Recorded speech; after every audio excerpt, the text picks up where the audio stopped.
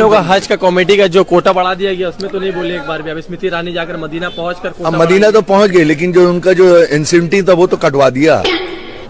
जो 2200 रियाल दिया जाता था वो तो छीन लिया उनसे, कांग्रेस ने तो चालू किया था।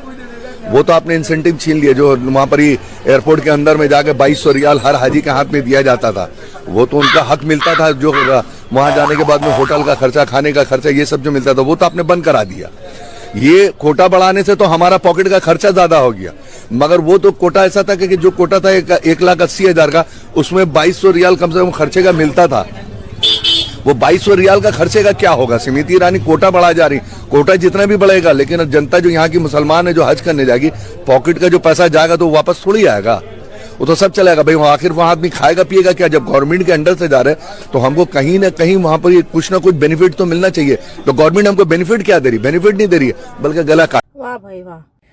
जैसे ये लोग हज पर जाते थे तो एयरपोर्ट पे पहुंचते ही इनके हाथ में 40 से 50,000 रुपए हाथ में रख दिए जाते थे कि जाओ वहां जाके मौज मस्ती करो, बड़े बड़े होटलों में रुको और पूरा जितना मन करे उतना 40-50,000 रुपए बढ़िया उड़ा के आओ और पूरी मस्ती करके आओ भाई। और ये पैसा कहीं और का नहीं हुआ करता था, हमारे टैक्स के पैसे हैं, ये हमारे टैक्स के पैसे। अगर आगे आने वाले समय में अगर कांग्रेस से सत्ता में दोबारा आई तो भगवान कसम इस देश को कंगाल होने से कोई नहीं रोक सकता। मुझे ये बात पहली बार पता चली कि कांग्रेस इनको फ्री का फंडिंग में ऐसे पैसे बांट रही थी, 40-50 हजार रुपए बांट रही थी।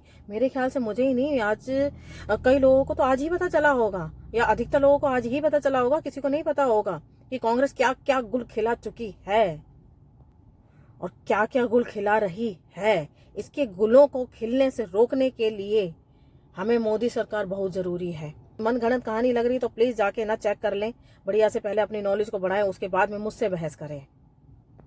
वरना हर समय यही कहते रहते हैं हिंदू मुस्लिम कर रही है। जी नहीं, मैं हिंदू मुस्लिम नहीं कर रही, मैं सच का चेहरा सामने ला रही हूँ सबके।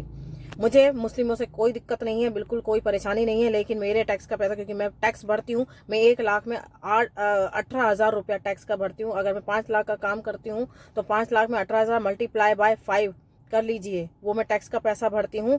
अब तो हमारे को अलग से पैसा जो ट्रांसपोर्ट में होता है वो भी देना पड़ता है। तो अब आप सोचिए मुझे कितना दुख है।